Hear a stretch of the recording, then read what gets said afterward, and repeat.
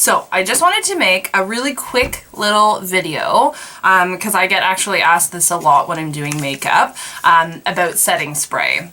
What is it? Is it worth it? Do you actually notice a difference? And I will say yes, it is one of my favorite game-changing makeup products that I use. So there are multiple ways you can use it. It's not just for just like a quick mist on the face when you're done your makeup. Obviously I do use it that way, but there's other ways you can use it. So I want to kind of show you that. So I've got a couple of, I'd say like 4 ride or die ones that you can kind of choose from based on what your skin is like. So drugstore ones I absolutely love are the NYX ones. So there is the dewy one. So if you're more dry and you want that glowy look, go for this one. There is also the more mattifying one. So I don't use this one because my skin's more like normal to dry, but I definitely use this in my kit. If I have clients with more oily skin, I will always do this. So what I'll do for like an oily skin client, because I want the mattifying, I also want the long lasting, is I'll do this and then I will kind of add a coat of the long lasting one on top. So the one I'm talking about is the Urban Decay All Nighter. This stuff is gold. It's so good. So this is for like 16-hour wear, lightweight, temperature control technology, and this stuff is so good. I also love the MAC Fix Plus. Like, that's a classic. You can never go wrong with MAC Fix Plus. It's definitely a little more like dewy, glowy. So if you're matte, you may not love it all over the skin, but you can use it in other ways. So the first way I will use setting spray is to help makeup last longer, because usually I'm doing wedding makeup and it needs to last like all day. So I will actually put it directly on my beauty sponge. So this is like basically a Shoppers Drug Mart version of a sponge, like a beauty blender. So what I will do is, this is already wet. I've wrung it under the sink. It's all fluffy and damp. And then what I'll do is I'll take my setting spray and I will just like spray a couple coats on that, wring it out again if I need to, and then I use this for my foundation. If you're using a foundation brush, you can also spray your brush and then put it on. So basically what you're doing is you're mixing some of this long-lasting setting spray in with your foundation as you're doing it, so it will help it last. If I have a day where I'm feeling like my skin is looking really dry, I'll do the dewy one in there, because you're also going to get longevity with this one, but just to make it look a little more dewy, glowy, hydrated. So you can do that too. If you're matte, you could use a mattifying one. Will help a little with oil control. So another way that I use my setting spray is for shimmer eyeshadows. So I'm going to kind of show you like a comparison here. So I have like a Huda Beauty palette here. So if I were to take this shimmer here on a brush, so this is just a dry brush, and if I kind of, maybe I'll go with a darker color.